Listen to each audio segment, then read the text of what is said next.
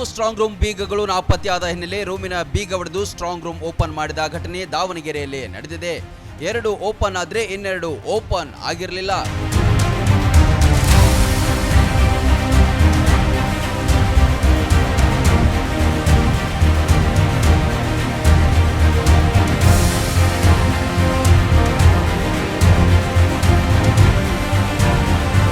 ದಾವಣಗೆರೆ ಉಪಚುನಾವಣೆಯ ಮತ ಎಣಿಕೆ ಈಗಾಗಲೇ ಆರಂಭಗೊಂಡಿದೆ. ಆದರೆ ಇದಕ್ಕೂ ಮೊದಲು ಬೀಗ ನಾಪತ್ತೆಯಾಗಿ ಗೊಂದಲ ಉಂಟಾಗಿತ್ತು.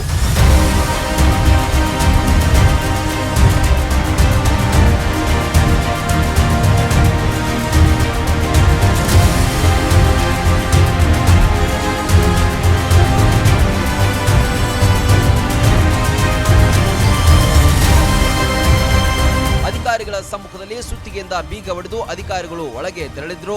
ಇದಕ್ಕೆ ಕಾರಣ ಏನೆಂದು ತಿಳಿಯದೆ ಅಧಿಕಾರಿಗಳು ಗರಂ ಆಗಿದ್ರು. ಎಣಿಕೆ ಕೇಂದ್ರದ ಬಳಿ ಬಿಗಿ ಭದ್ರತೆಯನ್ನ ಒದಗಿಸಲಾಗಿದೆ.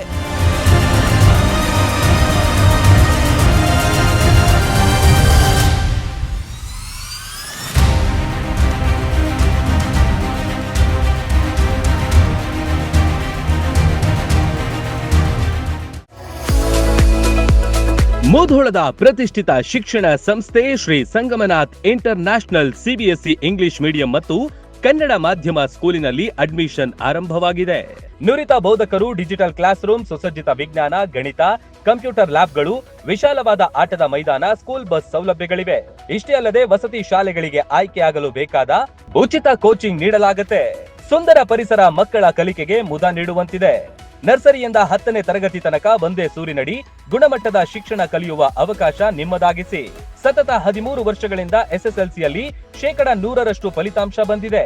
ಕ್ರೀಡೆ ಹಾಗೂ ಸಾಂಸ್ಕೃತಿಕ ಕಲಿಕೆಗೂ ಹೆಚ್ಚಿನ ಒತ್ತು ಕೊಡುತ್ತೇವೆ. ನಿಮ್ಮ ಮಕ್ಕಳ ಉಜ್ವಲ ಭವಿಷ್ಯವೇ ನಮ್ಮ ಗುರಿ.